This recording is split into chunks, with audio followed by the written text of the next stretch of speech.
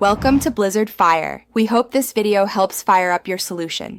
You begin by preparing the device. Make sure to back up your iPhone to iCloud or Finder so you can recover if anything goes wrong.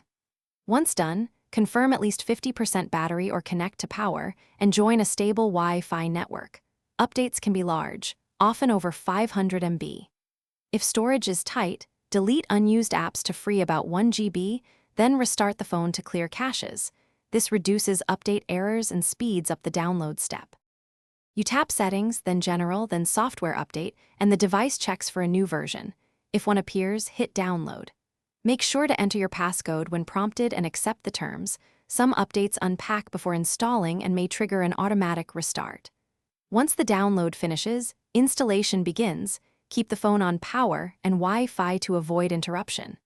If you need to postpone, enable automatic updates for overnight installs, but monitor the first boot. You should verify the new iOS number in Settings, right arrow General, right arrow About to confirm success. Once done, test key apps and connectivity.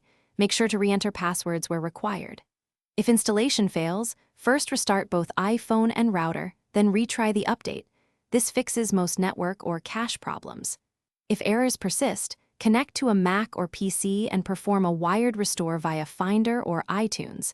Keep your backup handy. For persistent issues, contact Apple support.